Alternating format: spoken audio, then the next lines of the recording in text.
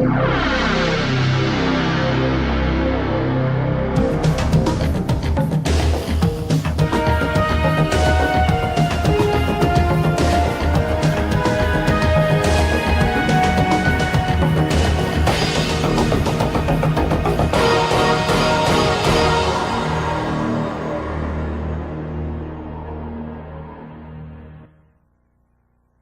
you guys have been selected to participate in this video because of your diverse backgrounds. And what we're going to try to do with that through the course of the evening is look at some video clips of some people who are incarcerated and who've had different experiences themselves with drugs and alcohol, and try to get your opinions on it.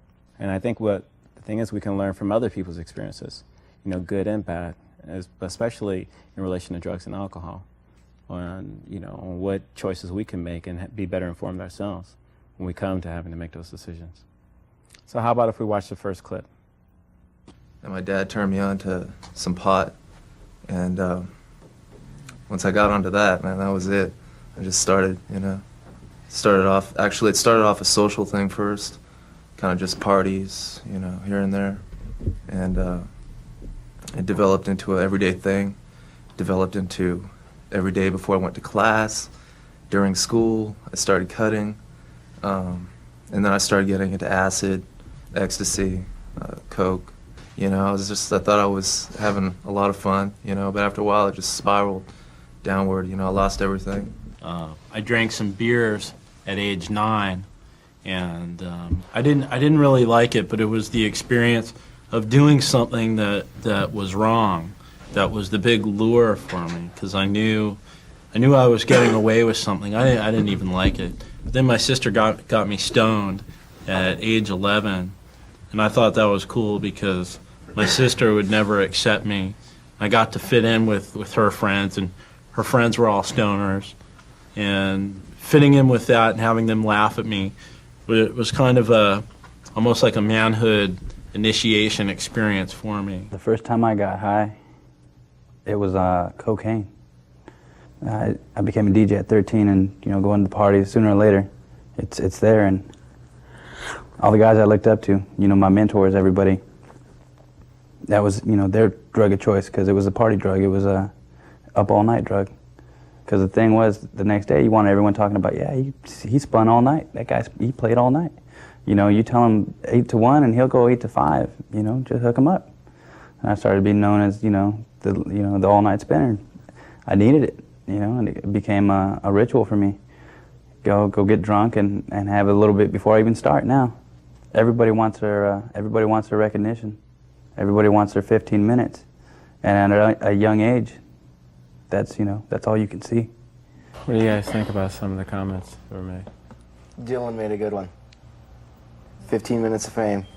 You want to be known as the guy who stayed up all night and partied to the end. I feel you want to leave a mark so everyone will remember you, so you'll be accepted by everyone else, and you won't feel like an outcast. So if you can, how they have beer bongs or anything like that, if you can take a beer bong, or if you can smoke the most blunts, or always got weed or something like that, that's how some people get popular. That's what they get known for. Yeah. Then you got to keep the rep up. And that's when you get sucked into it, and that's when people keep going over and over again. When I was younger, what I wanted to be when I was growing up, believe it or not, was a cop. It was chasing me every day when I was running from.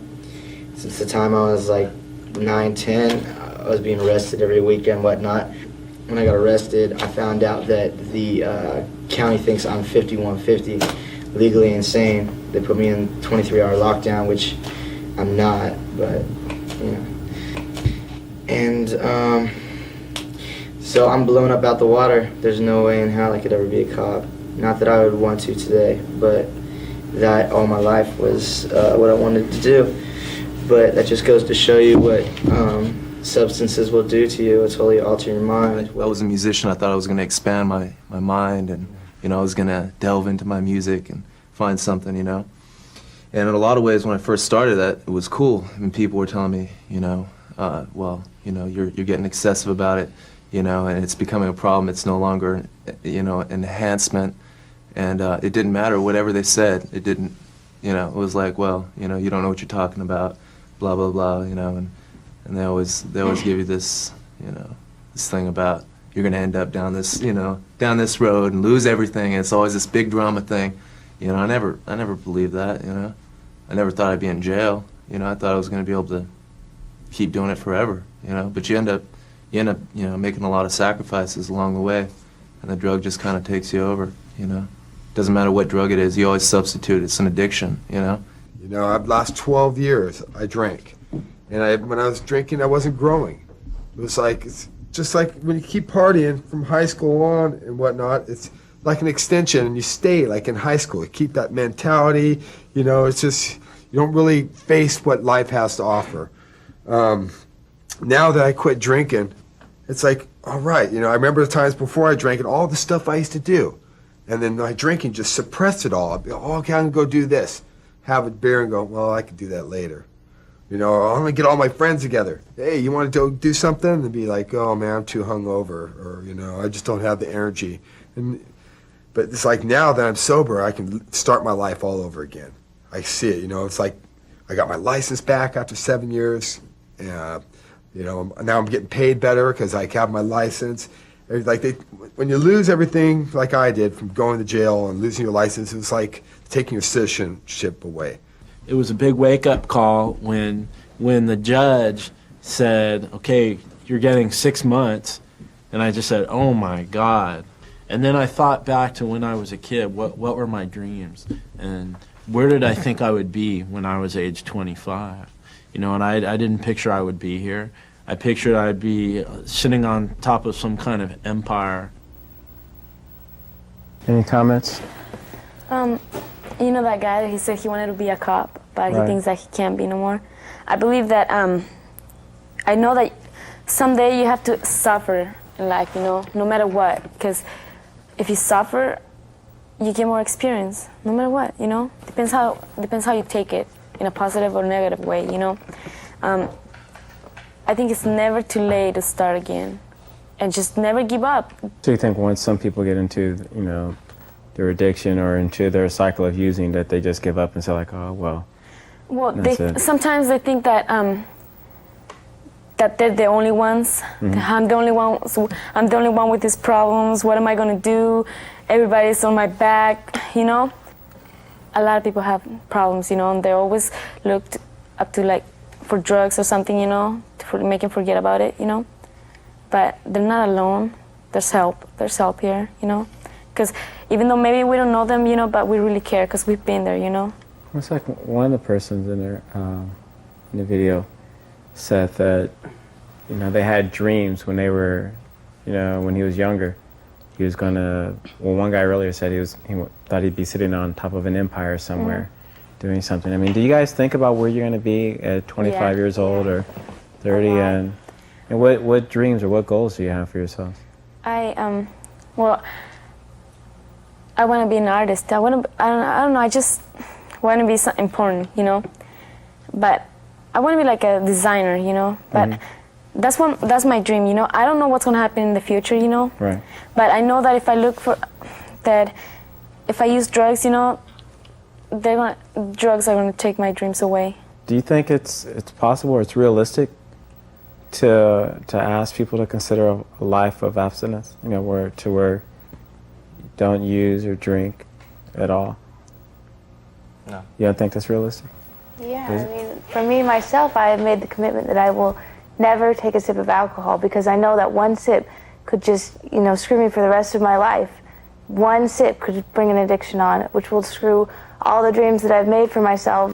All the things that I want to accomplish with my life will be messed up by that one sip or that one joint, anything. Not necessarily, because if you're that strong of a person and you believe in that, if you take a sip, that's not going to change your whole life. If you've believed in that for your whole life and you take one sip, and it's not going to change it. It's the way you think. Well, I think if you were strong enough, if you were strong, then you wouldn't have taken the sip. So it kind of shows that you have a weakness. But I mean, you took the sip, you took the chance on something that you really thought was right. Totally unavoidable for all situations because it's all around everybody. I mean, you're not going to lock yourself in a cell for the rest of your life and totally avoid alcohol and totally avoid drugs because it's impossible. It's out there. It's always going to be there. Yeah, it's going to be in front of your face all the time. But you don't have to put But it in it's your in our body. hands to say Wait a no. minute. What did you say, Noah? You don't have to put it in your body. I don't think that a life of abstinence is unrealistic. I know a lady who hasn't taken a single thing in 50 years. I understand that it's hard, it's everywhere. But it just depends on the it's person. really hard to not put it in your body, but you don't have to. Nobody's going to pin you down and pour alcohol down your throat or stuff a needle in your arm. Well, again, okay, but like Liz was saying, it's like you have certain dreams and certain goals that you have, so you have certain motivations. And I guess one would ask is like, what helped you to, what influenced you to go after these dreams or, have these motivations? I think mostly it was just people around me, my parents, leaders, people that I look up to have all made the decisions for themselves, and I've seen all the wonderful things that have happened to them and all the wonderful things that I can make for myself just by this one choice. So what you're saying is like having a lot of a lot of support that's varied from maybe student organizations at school, recreation centers in your neighborhood, a church, some spiritualities, a religious base, that type of foundation, familial support, and goals and things that you want out of life. You're kind of saying it's like the more things you have in your favor going for you and something that you're striving for, it makes it that much easier, to keep looking ahead instead of like if you don't have these things, if you don't have that type of support, and you do get in a situation to where you become addicted or you lose sight of what you want, it makes it much harder to climb out of. I think in healthy households and stuff, it's generally you give kids a little responsibility, you give them some freedom, you allow them to make choices, you do tell them what the consequences are, what the pluses and minuses are to choosing different to making different decisions in life. But I think that you have to allow kids, I think you empower them when you give them the responsibility. I think that's what kids are lacking now. I think they feel out of control in the world, man. Once you're educated on everything, the whole picture, everything, the good, the bad, the ugly, everything, then it's on you. Then it's on you. Do you think there's such a thing as drinking responsible? Yes. Yes? Yeah. And what's give me an example of responsible drinking? The amount you intake. Knowing your limit. They know when to stop. Know when to stop? Yeah. Drink sociably. Not drinking socially, when what's, there's... like what? Going to a company Christmas party, having maybe a glass of wine too. Just drinking socially, just to have a good time, not to get all drunk or buzz or make a fool out of yourself. Just have one or two, have your limit. Have a decent time. Make sure you got somebody to drive if you wouldn't care. Having to designate drive. So what about why do you think we have a national drinking age of 21? Or we're for pretty much throughout most of the country? Because you're supposed to be responsible at that age. They think that you're more responsible if you're 21. People still do it even though they're, 14 and stuff. It doesn't matter to them. They still do it. They tried to find an established age where you would already be getting into a job and having a life and stuff like that. And I mean, you should be able to make your own choices at that age. And it also could be your health too. Because your body's still growing and Still different growing. things, and you can Tolerate. arrest your development. So would that be the same as saying that everyone under the age of 21 who drinks is drinking irresponsibly? It's illegal. Yes. I mean, aren't you breaking the law? It's illegal to consume. When it comes down to it, as far as using drugs and as far as using alcohol and stuff like, who's ultimately responsible for the decisions or the choices of people? The individual. Yourself. The last thing that I heard was that a guy said, once you're taught what's right and wrong, it's on your head, it's your choice. Yeah. Mm-hmm. And you're the one who chooses to drink or not, and to choose to ruin your life or make it a good life. Okay. How about we view another clip? My parents, they used to have this little Budweiser glass, and every once in a while, they always drank. Every once in a while, they would pour me a little glass just because they thought I would be sick of it because it's such a gnarly taste for what a 5-year-old kid or something. But I guess looked up to them and everybody else and thought, well, hey, only adults do this. And next thing I know, I was addicted to it by elementary school. I never heard them cuss in my life. They didn't abuse alcohol. They didn't hit each other. They tried to teach me good morals. They stood behind anything I was into. They were behind me and tried to, help me to pursue what I was after. And they told me if I ever, did drugs or alcohol, they'd break my neck. I don't know. It's just looking at them helped me to, even though I did the wrong things when I got older, I can look back at it now and go, hey, my parents were there to help me, and it was my decision that I was going to do something else. I think nowadays kids are growing up a little faster, and I think that parents tend to underestimate how intelligent the kids are and their perception. And I think that one thing parents could do is act out their values and their morals and be what they want, what they would like their kids to be, but don't dictate how that child has to be. I never had nobody tell me what to do, man. Nobody ever told me, Yogi, go to school, man. Make somebody's up. Yogi, get education. Yogi, don't do that. Don't sniff paint. Yogi, don't do drugs. Nobody ever told I was my old man. I did whatever I wanted, whatever I pleased. Came home when I wanted, everything. I just wish I had my parents to tell me what to do. Because, I needed them, man. My dad always came home drunk and beat my mom up, I watched it. We used to live in apartments, and I watched the stairs, and my dad used to hit her, and she used to drink whiskey, drink beer. I just wish my parents would tell me, I wish they just cared about me, man. So what do you guys think about that? What those guys were saying? It's like your parents can tell you so much, but when you're out there by yourself, without your parents, it's like you have to think about what they said and stuff, and sometimes you don't even think about what they say and you just do something. I think it's not the parents' fault. I mean, sometimes it can be, but it is, the parents can be there for them and always tell them what to do, not to do this and that, but the kids are still going to do it. I think it's in your parents' hands to change your life, One of the guys said that it probably isn't really too good for the parents to dictate how their child's life should be. And I kind of agree with that too. I think it would be better if the parents at least give them the knowledge to make their own choices. What about for someone who grows up in a household where the adults in the family are the ones who are using and abusing, and where the adults are the ones who are introducing the drugs or the heavy drinking stuff? How do you show him a different lifestyle? If yours is different from his, if his family's broken and in a crack house or whatever, basically kind of bring him into yours, show him what a different life could be like, make him kind of envy it. Maybe they'll decide to change it around.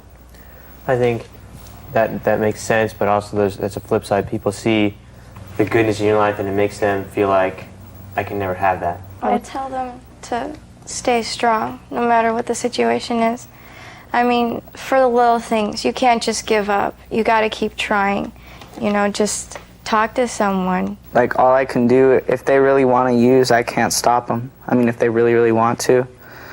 But it's also really important for me to let them know that I'm there for them if they need help. I have a friend who comes from a broken home, and she tries to talk to her parents, but it's that thing where the alcohol and the drug abuse comes in and she gets in trouble for it. So as her best friend, all I can do is support her and have her not give up and to be strong for her younger brother who's seeing this abuse, and tell her that she's not alone and she never has to think that she's alone, because there's always somebody out there who does care for her. You can't be an individual voice on it either. I mean, you have to also get their other friends or your friends to help you out. Because if it's just one person, they're going to think, that person's whack. They don't know what they're talking about. I'm having my fun and stuff like that. But a person will listen to a group. A group is more persuasive than an individual would be. if you're prepared just to have nothing and lots of it, then go ahead and mess around with drugs and alcohol. Go ahead, because all your friends will just like deteriorate around you. They'll crumble around you, and anything you want, like Harley Davidsons, or like a nice girlfriend or a wife or whatever, that ain't gonna work. I think the crowd that I ran with had a lot to do with it, but I can't put it on them whatsoever because it was all my own head. I think that if I had gotten involved with a lot of things, maybe to keep my time occupied, I think that would have helped a lot. This is reality where we are right now. I mean, we're all in here for what we've done and got to get it out there.